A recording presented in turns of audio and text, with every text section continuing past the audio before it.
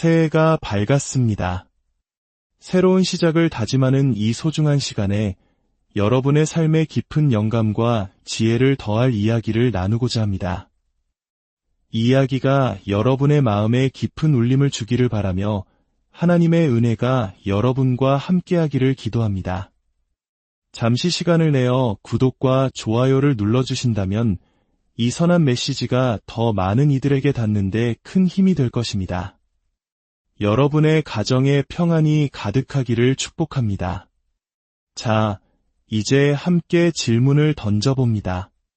올 한 해 만약 단 한 가지를 이룰 수 있다면, 그래서 당신의 모든 것을 바꿀 수 있다면 그 한 가지는 무엇입니까? 어쩌면 끊어내고 싶은 오랜 습관일 수도, 회복해야 할 소중한 관계일 수도 있습니다. 혹은 이제는 떠나보내야 할 인연일지도 모르지요. 여러분에게 그 단 한 가지는 무엇인가요? 오늘 우리는 그 해답의 실마리를 찾아 긴 여행을 떠나보려 합니다. 우리 대부분은 어쩌면 비슷한 고민을 안고 살아갑니다. 바로 집중력 부족입니다. 저 역시 여러분과 마찬가지로 쉽게 집중력을 잃는 사람 중 하나입니다. 어린 시절 아버지는 잔디를 깎을 때 그저 똑바로 밀기만 하면 된다고 하셨지만 저는 서너 줄을 밀고 나면 금세 다른 것에 한눈을 팔곤 했습니다. 그런데 여기서 중요한 문제가 있습니다. 바로 우리를 산만하게 만드는 그 수많은 일들은 정작 우리가 집중해야 할 본질적인 일만큼 중요하지 않다는 사실입니다. 여러분도 공감하시지 않나요? 사소하고 그다지 중요하지 않은 일들에 정신이 팔려 정작 가장 중요한 것을 놓쳐버리는 경험 말입니다. 인생의 어떤 시기에는 집중력을 잃는 것이 그리 큰 문제가 아닐 수도 있습니다. 하지만 어떤 영역에서는 잠시 한눈을 판 대가가 너무나도 큽니다. 5년, 10년이 지난 후에야 비로소 깨닫게 되죠. 어쩌다 내가 여기까지 왔을까? 왜 내 삶이 이렇게 엉망이 되었을까? 혹은 나는 이런 길을 선택한 기억이 없는데 어째서 이 길 위에 서 있는 걸까? 하고 말입니다. 내가 꿈꾸던 미래는 결코 이런 모습이 아니었는데 말이죠. 그래서 어쩌면 지금 이 순간 여러분의 삶에는 다른 어떤 것보다 온전한 집중을 요구하는 단 한 가지가 있을지 모릅니다. 그것은 여러분 삶의 모든 것에 영향을 미칠 수 있는 바로 그 하나입니다. 예를 들어 올해는 반드시 끊어내야 할 그 나쁜 습관, 마침내 끝내야만 하는 그 프로젝트, 회복해야 할 그 관계, 정리해야 할 그 빚, 혹은 마침내 마쳐야 할 그 학위일 수 있습니다. 우리는 매일같이 터지는 급한 일들에 쫓겨 살아갑니다. 하지만 저는 그 급한 일들이 당신과 당신의 가족에게 가장 중요한 일로부터 당신의 시선을 빼앗아가지 않기를 간절히 바랍니다. 오늘 저는 여러분과 함께 약 2500년 전 한 인물의 이야기에서 그 지혜를 찾아보려 합니다. 지금으로부터 22년 전 저와 제 아내는 구약 성경의 한 이야기와 마주쳤습니다. 그리고 그 이야기 속단 한 문장이 저희 부부의 삶에 깊이 들어와 마치 좌우명이자 전투의 함성처럼 자리 잡았습니다. 그 문장은 저희가 어린아이들을 키우는 힘든 시기를 버티게 해주었고 재정적인 어려움 속에서 길을 잃지 않도록 붙들어 주었습니다. 지금도 일주일에 한 번 이상은 우리 둘 중 누군가가 그 문장을 떠올릴 정도입니다. 그 이야기는 구약 성경 느헤미야서에 나옵니다. 느헤미야는 기원전 444년경 페르시아 제국에서 아닥사스다 왕을 섬기던 유대인 포로였습니다. 이야기의 배경을 이해하는 것이 중요합니다. 당시 이스라엘, 즉 유다 지역은 거의 300년 가까이 나라의 주권을 잃고 다른 강대국의 지배를 받는 속국 신세였습니다. 아시리아에 의해 멸망하고 그 뒤를 이은 바빌로니아는 예루살렘을 침공하여 솔로몬이 지은 성전을 파괴했습니다. 그리고는 다니엘과 그의 세 친구 사드락, 메삭, 아벳느고를 포함한 이스라엘의 똑똑하고 젊은 인재들을 모두 바빌론으로 끌고 갔습니다.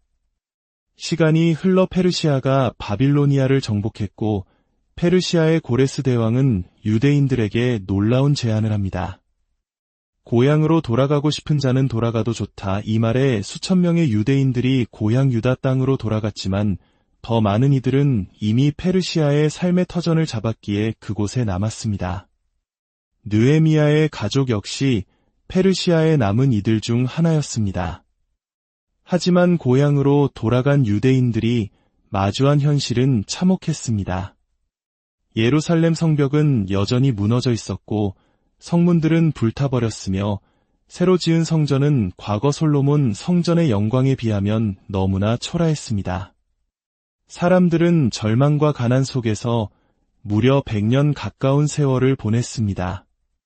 느헤미야는 페르시아 왕궁에서 왕의 신임을 받는 술관원이라는 높은 직책에 있었습니다. 어느 날 고향 유다에서 온 그의 형제가 찾아왔습니다.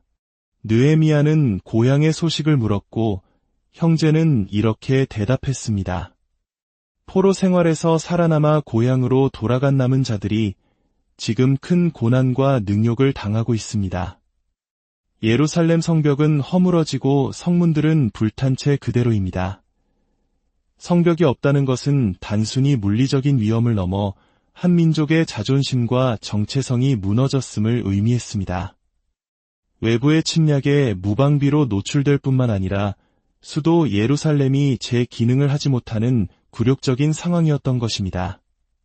마치 현관문이 없는 집에 사는 것처럼 누구도 안전함을 느끼지 못하고 수치심 속에 살아야 했습니다.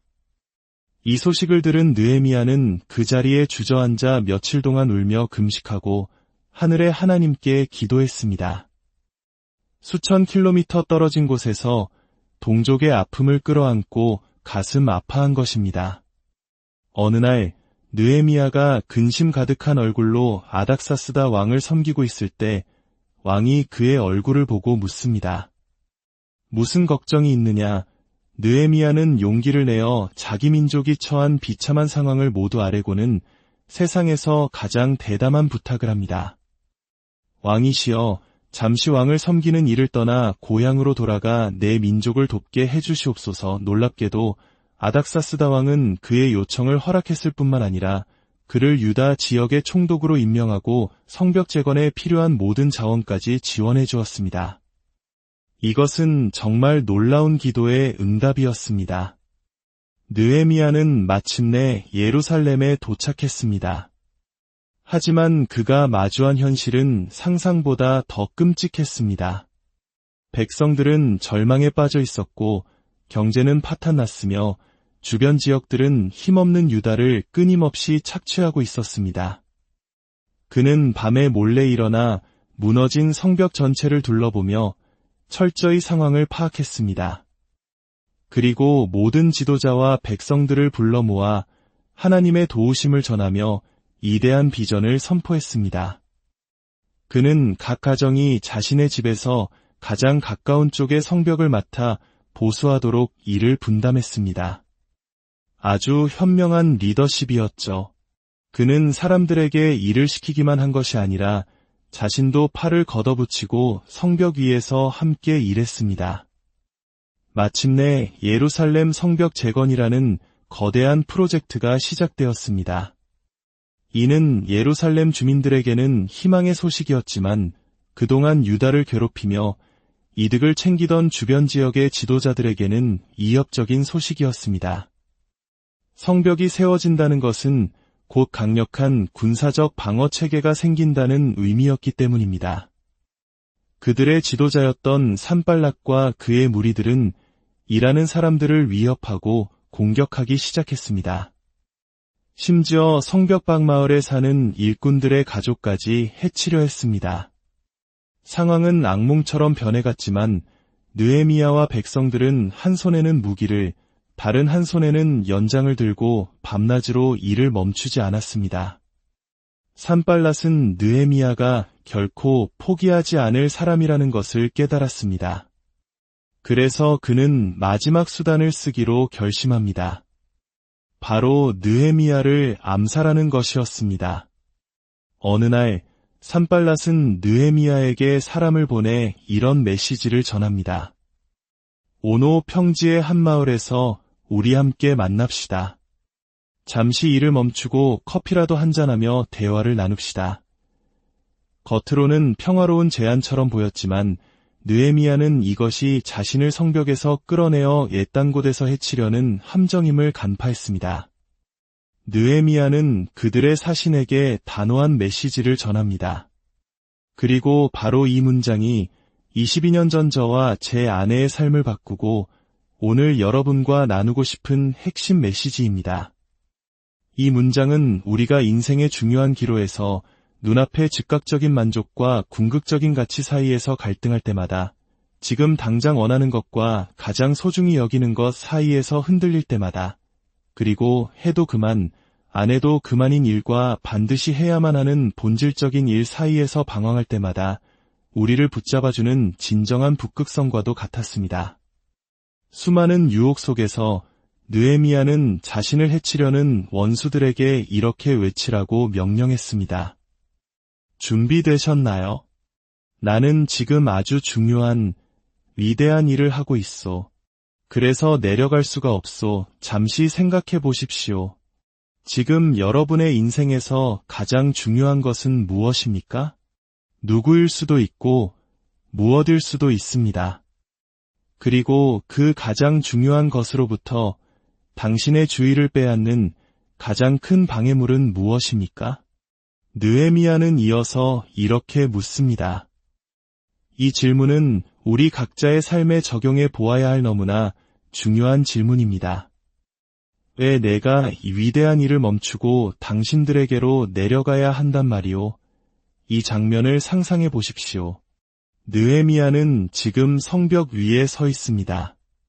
그는 자신에게 가장 중요한 사람들, 즉 자기 민족에게 가장 큰 변화를 가져올 중요한 일을 하고 있습니다.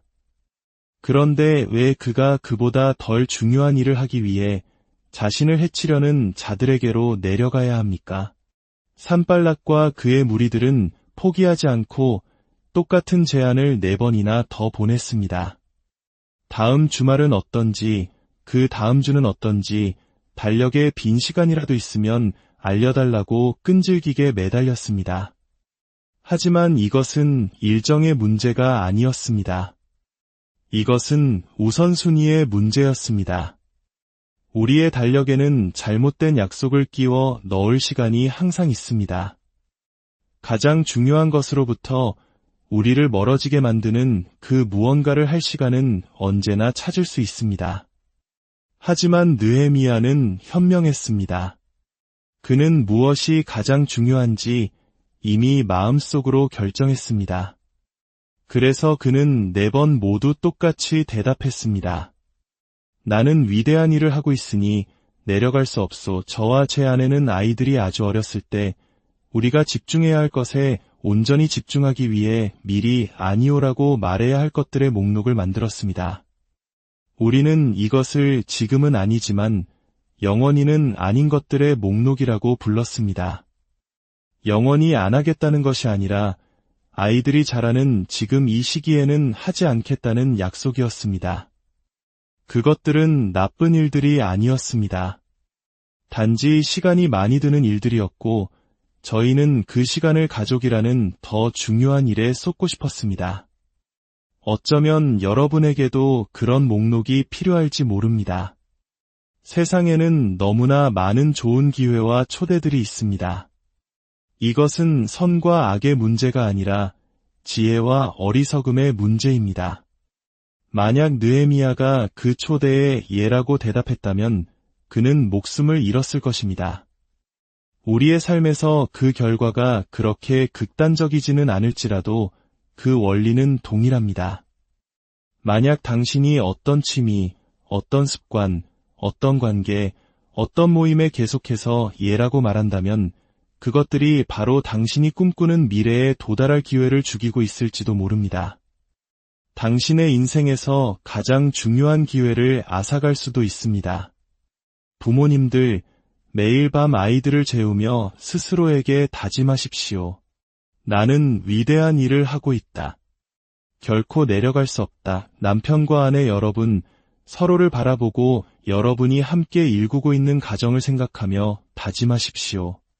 우리는 위대한 일을 하고 있다. 결코 내려갈 수 없다. 그리고 아직 혼자인 청년 여러분, 여러분이 꿈꾸는 미래로 가는 가장 확실한 길은 무엇입니까? 여러분은 여러분 인생의 이야기를 써내려가는 위대한 작업을 하고 있습니다. 단 한 번뿐인 소중한 인생의 이야기입니다. 그러니 부디 멋진 이야기를 써내려가십시오. 눈앞의 순간적인 즐거움 때문에 궁극적인 행복을 팔아넘기지 마십시오. 당신이 내리는 모든 결정, 우선순위를 올바르게 세우는 모든 순간이 당신의 이야기를 만들어갑니다. 느헤미야의 원수들은 끈질겼습니다. 암살 계획이 실패하자 그들은 느헤미야가 페르시아 왕을 배신하고 스스로 왕이 되려 한다는 악의적인 소문을 퍼뜨렸습니다. 아닥사스다 왕이 그 소문을 듣고 느헤미야를 소환하게 만들려는 계략이었습니다. 하지만 느헤미야는 그 소문에도 흔들리지 않았습니다.